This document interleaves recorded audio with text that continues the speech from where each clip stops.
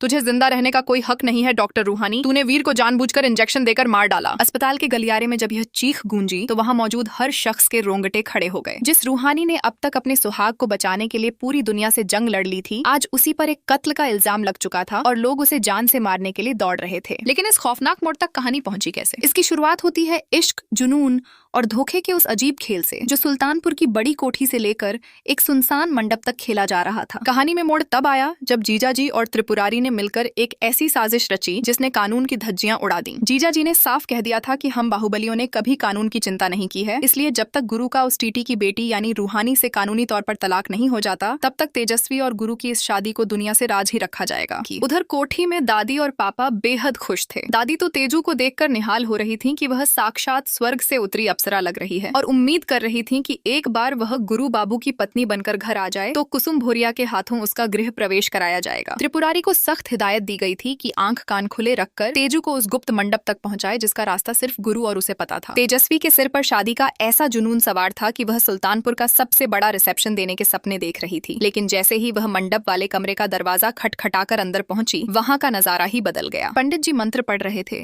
गणेश पूजन हो चुका था और अग्निदेव को पुष्प अर्पित किए जा चुके थे। तेजस्वी ने गुरु के पास बैठकर बड़े गर्व से कहा था कि चाहे प्यार हो या वार, हर चीज सिर्फ उसकी होगी और आज से गुरु सिर्फ उसका है। जैसे ही वरमाला की रस्म शुरू हुई और तेजस्वी ने दूल्हे को माला पहनाई, वैसे ही वहां एंट्री हुई डॉक्टर रूहानी की, जिसने सीधे अस्पताल से आकर इस शादी के मंडप में तहलका मचा दिया। पंडित जी ने जब फेरों और सिंदूर दान के लिए गठबंधन करने को किसी रिश्तेदार को बुलाया तो तेजस्वी का कोई सगा वहां नहीं था। इसी मौके का फायदा उठाकर रूहानी ने आगे बढ़कर मंत्रों के बीच गठबंधन का पल्ला थाम लिया। तेजस्वी आग बबूला हो गई और चिल्लाई कि हमें तुम्हारे एहसान की जरूरत नहीं है, तुम तो अस्पताल में थी, यहाँ कैसे आ गई? तब रूहानी ने मुस्कुराकर दिल में छिपा राज खोला कि उसने गुरु की जैकेट में एक स्पाई कैमरा छिपा दिया था, जिससे उसे पल पल की खबर मिल रही थी। तेजस्वी ने जब घमंड में आकर कहा कि अब इस घर में रूहानी का कोई हक या रिश्ता नहीं बचा है, तो रूहानी ने उसे एक बार अपने दूल्हे का चेहरा देखने की चुनौती दे डाली। जैसे ही तेजस्वी ने दूल्हे का सेहरा उठाया, उसके पैरों तले जमीन खिसक गई, क्योंकि वह गुरु नहीं बल्कि कोई और ही नकली दूल्हा था जिसे बब्बन और सिकंदर ने वहां बिठाया था। रूहानी ने गरजते हुए कहा कि गुरु की रूह तो रूहानी से जुड़ चुकी है, जो चीज तेजस्वी की है ही नहीं, उसे वह अपनी कहानी का हिस्सा कैसे बनने देती। इस बेइज्जती से बौखलाकर तेजस्वी ने रूहानी को जान से मारने और आग में जला देने की धमकी दी, पर रूहानी टस से मस नहीं हुई और साफ कह दिया कि उनका रिश्ता जन्म जन्म का है। उधर असली गुरु चौधरी को बब्बन और सिकंदर ने एक कमरे में बंद कर रखा था, जहां गुरु चिल्ला रहा था कि दरवाजा खोलो,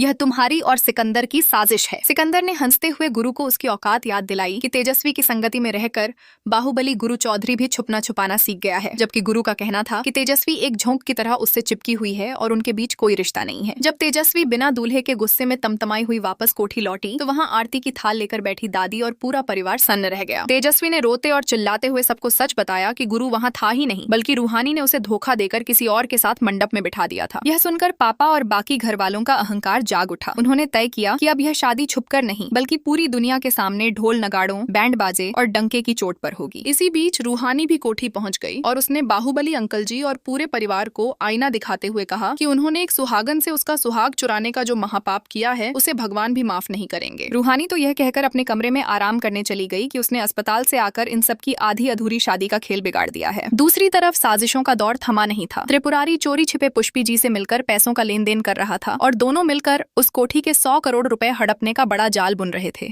हालांकि रूहानी की वजह से उन पर हमेशा तलवार लटकी रहती थी। जब गुरु अपने कमरे में कपड़े ढूंढ रहा था तो रूहानी ने उसकी अलमारी संभालते हुए प्यार से टोका, जिस पर गुरु ने हैरान होकर पूछा कि उसे शादी की भनक कैसे लगी और वह वहां कैसे पहुंची। रूहानी ने हक से जवाब दिया कि एक पत्नी अपने पति पर इतनी नजर तो रखेगी ही। उस पल दोनों के बीच का छिपा हुआ प्यार उनकी आंखों और सांसों में साफ महसूस हो रहा था। रूहानी गुरु की बाहों में थमी हुई थी और गुरु के दिल में भी उसके लिए तड़प थी। रूहानी ने रोते हुए गुरु से पूछा कि जब वह सिर्फ उसी से प्यार करता है तो तेजस्वी से शादी करने का नाटक क्यों कर रहा है, क्यों अपने प्यार और फिक्र को दुनिया से छुपा रहा है। गुरु के पास रूहानी के इन आंसुओं का कोई जवाब नहीं था, लेकिन इससे पहले कि उनका यह सच्चा प्यार मुकम्मल हो पाता, कहानी वापस उसी खौफनाक मोड़ पर आकर खड़ी हो गई जहां रूहानी को एक साजिश के तहत कातिल ठहरा दिया गया।